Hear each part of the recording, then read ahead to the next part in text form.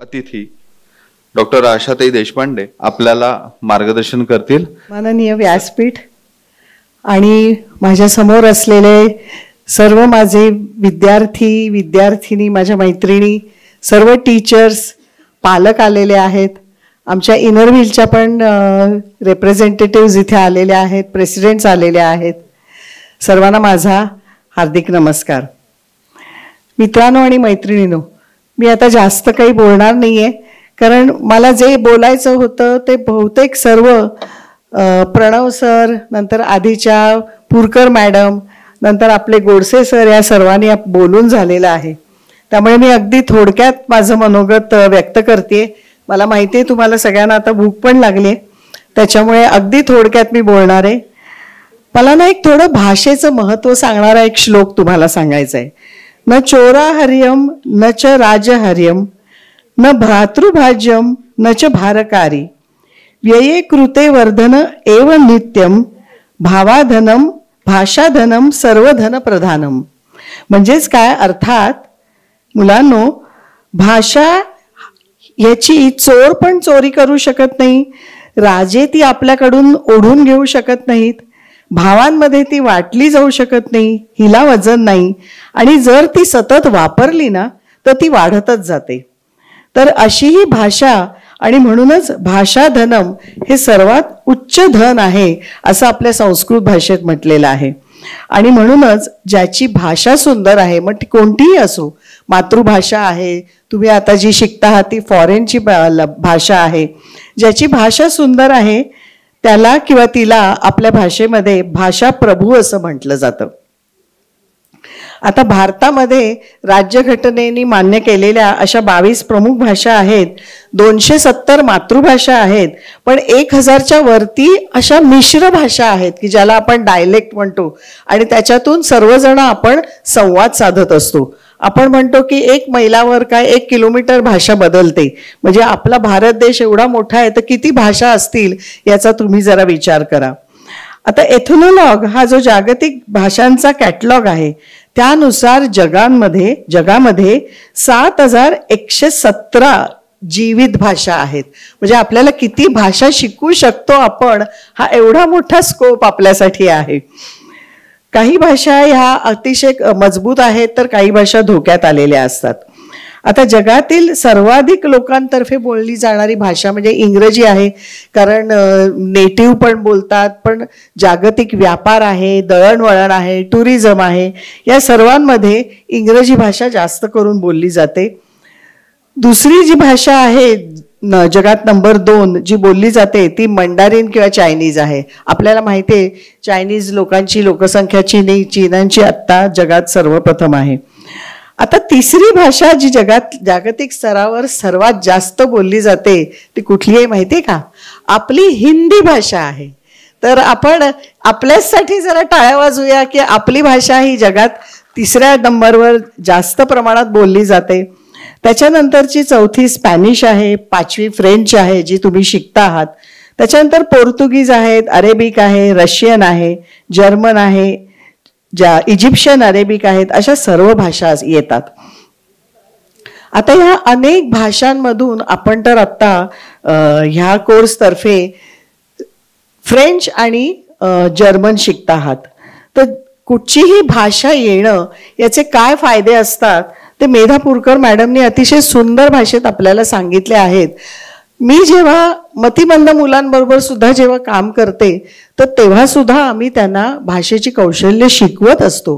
कारण भाषा शिकल्यामुळे आपल्या मेंदूची तर वाढ होतेच, पण आपण इंटरपर्सनल कम्युनिकेशन म्हणजे दुसऱ्या व्यक्तींशी कसा संवाद साधू शकतो हे भाषेमुळे सहज शक्य होतं.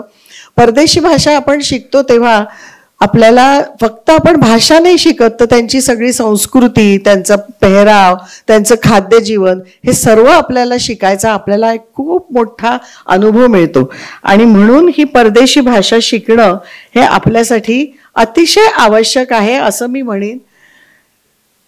मित्रांनो आणि मैत्रिणींनो, जगात जर तुम्ही आताचं जागतिकीकरण आहे, जागतिकीकरणाचं हे जे वारे सगळीकडेच वाहत आहेत, सर्व जग हे एकच कुटुंब आहे असं आपण म्हणतो, तर अशा वेळी कोणत्याही जगाच्या जॉब मार्केटमध्ये मग तुम्ही कोणी असा, इंजिनियर असा, डॉक्टर असा किंवा ट्रॅव्हल अँड टुरिझममधले असा, पण तुम्हाला जर अशी एखादी फॉरेन लँग्वेज, तिकडची स्थानिक भाषा येत असेल तर तुम्हाला मल्टीलिंग्वल पर्सनॅलिटी किंवा मल्टीलिंग्वल प्रोफेशनल असं संबोधलं जातं. आणि अशा या मल्टीलिंग्वल प्रोफेशनल्सना जगाच्या संपूर्ण जॉब मार्केटमध्ये प्रचंड डिमांड असते. ती कशी डिमांड आहे हे आपल्याला आता प्रणव सरांनी सांगितलंय, मेधा पुरकर सरांनी सांगितलंय. तर युरोपमध्ये विशेषतः आपल्यासारखे जे मल्टीलिंग्वल प्रोफेशनल्स असतात त्यांची सुद्धा प्रचंड डिमांड आहे. आणि म्हणून तुम्हाला या भाषेमुळे कोणत्याही क्षेत्रात उच्च दर्जाची नोकरी मिळू शकते. ट्रान्सलेशनचा सुद्धा स्कोप आहे, AI सुद्धा युग आहे. आपल्याला प्रणव सरांनी सांगितलं की आम्ही नुसतं ट्रान्सलेशन नाही करत, तर त्याला स्थानिकीकरण हा जो एक टच आहे तो आपण त्याला देतो. कारण AI ट्रान्सलेशन हे थोडंसं छापील येतं, तर जेव्हा त्याला आपण स्थानिकीकरणाचा आपला टच देतो तर त्याच्यासाठी ती भाषा येणं ही फार महत्त्वाची आहे. आणि म्हणूनच दुसरी कुठली तरी एक परदेशी भाषा येणं हे अतिशय आताच्या जीवनात आवश्यक आहे. मित्रांनो आणि मैत्रिणींनो, तुम्हाला सांगायला मला आवडेल की मला रशियन भाषा येते. रशियन भाषा मला लिहिता, वाचता आणि बोलता येते, कारण मी रशियन भाषेचा पण कोर्स केला आहे. तर रशियनमधून मला तुम्हाला सगळ्यांना हॅलो संबोधायला आवडेल. ज्रास्विज्या म्हणजेच हॅलो असं मला तुम्हाला रशियनमधून म्हणायला आवडेल. मला थोडीफार जॅपनीज पण येते, कारण माझ्या बायोडेटामध्ये सरांनी सांगितलं की मला अगदी लहान वयात जपानला जायची संधी मिळाली. तेव्हा माझ्या वडिलांनी मला सांगितलं की तुला जर जपानी संस्कृती, जपानी लोक जवळून अनुभवायचे असतील तर तू जॅपनीज भाषा शिकणं फार महत्त्वाचं आहे. आणि म्हणून मी तेव्हा खूप मोठ्या प्रमाणात जॅपनीज भाषा शिकण्याचा अगदी छान प्रयत्न केला. आणि तेव्हाच मला असं लक्षात आलं की भाषेसाठी मला एक चांगली आवड आहे, माझ्यामध्ये ती फ्लेअर आहे आणि मी भाषा शिकू शकते, ज्याचा मला जपानमध्ये पण खूप फायदा झाला. जेव्हा मी जपानमध्ये गेले आणि जेव्हा मी जॅपनीज भाषेमध्ये बोलायची, त्यांच्याशी संवाद साधायची, तर त्या लोकांना इतका आनंद व्हायचा की कसं काय ही लहान मुलगी, भारतीय मुलगी जॅपनीज बोलू शकते. मला तिथे एवढ्या लहान वयात सुद्धा काही जॉब्स ऑफर झाले की हॉटेलमध्ये तुम्ही माझ्यासाठी या आणि इथल्या लोक जेव्हा येतील तेव्हा त्यांना ट्रान्सलेट करून सांगा. तो अनुभव माझ्यासाठी खरंच खूप मला समृद्ध करणारा होता.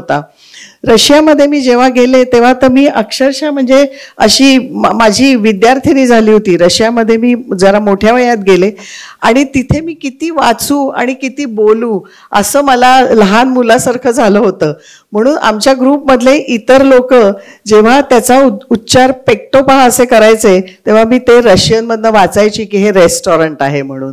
तर त्याच्यामुळे, कारण रशियन लिपी जी आहे ती थोडी इंग्लिशशी साधर्म्य आहे त्याचं, आणि पण त्यांची वेगळी लिपी पण आहे. आणि रशियन लोक असं म्हणतात की आमची भाषा ही संस्कृतोद्भव आहे, त्याच्यामुळे जी मदर लँग्वेज जी आहे खरं तर ती संस्कृतच आहे. आणि मला तोही अभिमान आहे की मला संस्कृतही येते.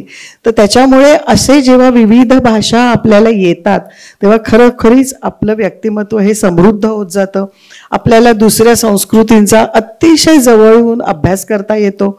मला एक घटना सांगायची माझ्या बाबतीत जी घडली होती की आम्ही फ्रान्समध्ये गेलो होतो आणि आम्ही एका बससाठी थांबलो होतो की जी आम्हाला एअरपोर्टकडे घेऊन जाणार होती. तर माझ्या शेजारी एक रशियन गट होता. तर मला त्यांच्या भाषेवरून कळलं की हे रशियन लोक आहेत, म्हणून मी त्यांच्याशी संवाद साधायला सुरुवात केली. तर त्यांना त्याचं इतकं अप्रूप वाटलं की अरे वा, भारतीय व्यक्ती आपल्याशी रशियनमधनं बोलते. आणि थोड्याच वेळात एक फ्रेंचमध्ये अनाउन्समेंट झाली. तर ती अनाउन्समेंट मला अर्थातच कळली नाही, कारण मला फ्रेंच येत नाही.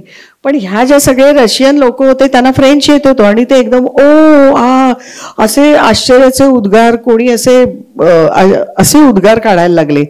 तेव्हा माझे मिस्टर मला म्हणाले, काय हे एवढं सांगतायत जे आपल्याला कळत नाही आशा. म्हटलं थांबा, मी ह्या बाईला विचारते, जिला रशियन बाई होती. मी तिला विचारलं की हे काय सांगतायत, मला नाही कळलं. तर तिने मला सांगितलं की ह्यांनी आता सांगितलं की ह्या स्टेशनमध्ये काही तांत्रिक कारणामुळे ते बंद करतायत आणि आता पुढच्या ज्या गाड्या आहेत त्या दुसऱ्या स्टेशनवरून जाणार आहेत आणि त्याच्यासाठी त्यांनी बसेसची बाहेर सोय केली आहे आणि ती तिकडे जाऊन तुम्हाला बस पकडून त्या दुसऱ्या स्टेशनला जाऊन मग तुम्ही एअरपोर्टला जाऊ शकता. बापरे, एवढी मोठी इन्फॉर्मेशन मला निव्वळ ह्या रशियन लोकांमुळे कळली आणि त्यांनी मग मला इतकी छान मदत केली आम्हाला त्या दुसऱ्या स्टेशनला पोचायला. तर हे सर्व साध्य झालं, मला रशियन भाषा येत होती.